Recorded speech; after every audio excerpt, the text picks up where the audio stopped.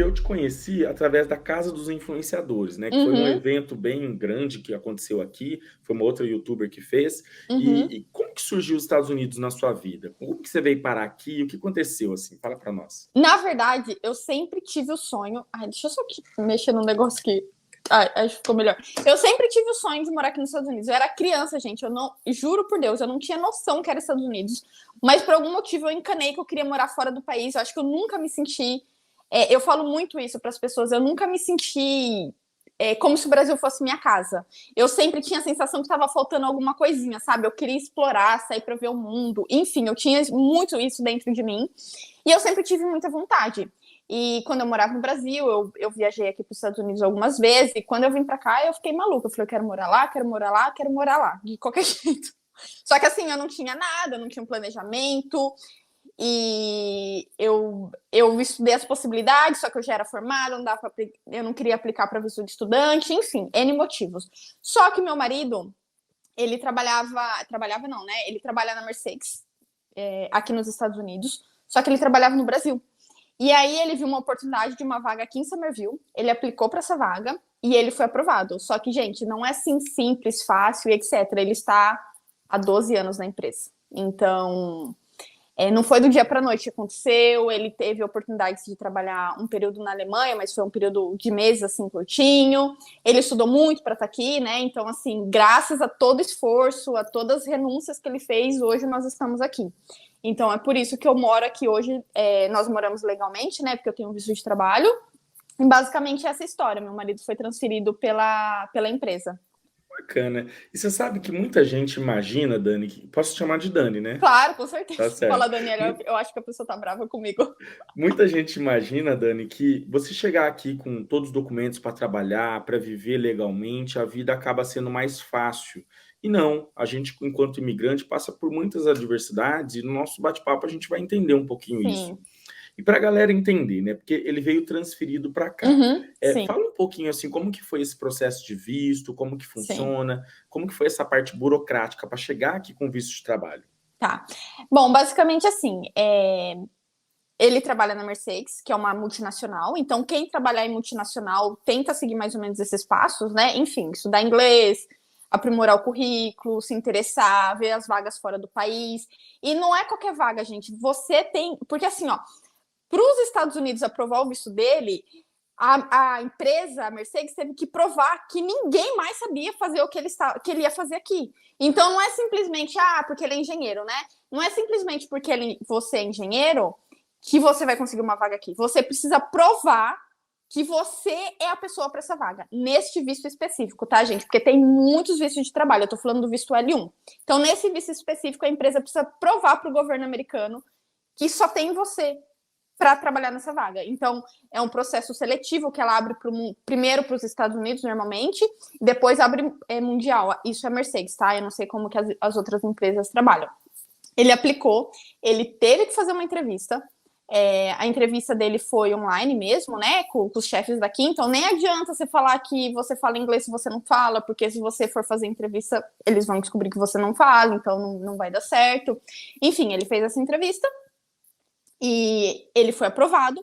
E aí começou toda a papelada. Gente, a gente teve que, juro, sabe quando revira assim e chacoalha para cair tudo? É tipo isso com os documentos. É muito documento. Até a carteira de vacina de quando a gente é criança. Esse povo nem toma vacina aqui nesse país direito. E a gente tem que provar que tomou todas as vacinas. Enfim, assim, é muito burocrático. Nós não temos nenhum custo, esse custo é exclusivo da empresa, então a empresa, tipo, é um processo caro, porque além de achar o profissional, a empresa tem que custear tudo isso, né? Então, consulado, advogado, documentação, tipo, eu tenho um chumaço assim, ó, de apexão falando sobre, juntando toda a vida do Romeu, tanto pessoal quanto profissional, enfim, é muita documentação mesmo. O processo dele durou mais ou menos 6 meses, ele viu a vaga em novembro de 2018 e nós mudamos em agosto de 2019. Então, demorou alguns meses para chamar ele para entrevista, depois teve recesso no final do ano, aí demorou para sair a aprovação, que a vaga era dele, e aí começou todo o processo burocrático. Bacana. Mas também eu tenho amigos a maioria dos meus amigos aqui são brasileiros, que vieram do mesmo jeito do Romeu, que trabalha na Mercedes também. Teve amigo nosso que o processo dele saiu em 2 meses, em 1 mês. Então, assim, tudo depende de o tempo do chefe responder, da pessoa ser aprovada, do escritório fazer a documentação. Então, cada caso tem um tempo. Mas o Bacana. nosso durou tudo isso. E geralmente ele acha vaga dentro da empresa mesmo, né? Naqueles processos Uhum. seletivos Sim, internos. ele viu num link interno da empresa, mas eu já vi vagas tanto que estava no link interno e também quando estava fora. Então eu sempre falo, pessoal, gente, entra no LinkedIn, dá uma arrumada lá, vai estudar inglês e fuça. E fuça que acha. E ó, eu vou falar uma coisa. Brasileiro aqui, ó, põe no chinelo esses americanos. Gente, vocês não têm noção como nós trabalhamos bem. Vocês não têm noção. A galera aqui é bem devagar, entendeu? Quase parando. É assim, tanto é que no escritório da Mercedes, eu falo para você que eu acho que 50% é imigrante. Tem gente aqui do mundo inteiro. Índia, Argentina, México, Venezuela, Rússia, Alemanha, Brasil, enfim, tem uma galera aqui. Esse país é um país de imigrante, né? Seja É, com visto de é, trabalho ou por descendência. é. Às vezes você vê muita gente que nasceu aqui, mas os pais são descendentes de europeu, ou Sim, de sim, latino, ou de sim, brasileiro. sim. Tem muito imigrante aqui. Bacana. E ele teve que fazer algum processo interno, assim, competir com outras pessoas que também queriam vir nessa vaga aqui ou não? Sim, sim. E, na verdade, qualquer pessoa podia aplicar para essa vaga. Era uma vaga de trabalho comum.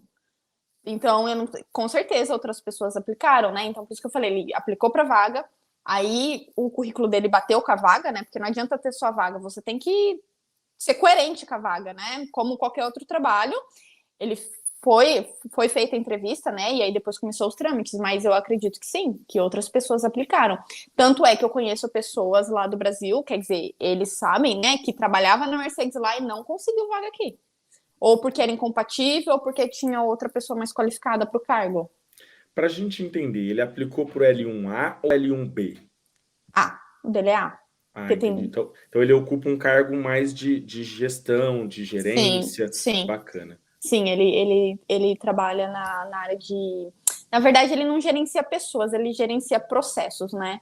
Então, mas sim, o dele é L1A, que tem Bacana. os dois. O que que ele faz, assim, que na sua visão, assim, foi, é um diferencial, assim, em detrimento dos americanos, assim? Não sei a função dele em si, o que que ele faz, assim, exatamente? Na verdade, aqui é uma fábrica de vans da Mercedes, né? Então tem a fábrica de vans que produzem as vans e são basicamente dois CNPJs. A Mercedes aqui não pode vender direto para as concessionárias, tem que repassar para vender para outra, para a logística da Mercedes. Então é como se a fábrica da Mercedes, o Romeu comprasse as vans da Mercedes e aí ele que libera essas vans. Então, só que aí tem muita van com problema aqui, porque a galera não trabalha. Chega, tipo, a van é preta com a porta branca, entendeu? Umas coisas assim, gente. É nesse nível que eu tô falando o negócio. Tipo, janela torta, e nós estamos falando de Mercedes, tá? Nós estamos Entendi. falando de Mercedes. Então é muito zoado, gente. Chega umas coisas assim absurdas. Então ele faz esse gerenciamento com, tipo, recebeu a van, tá ok, posso liberar pro cliente. Tipo, essas coisas.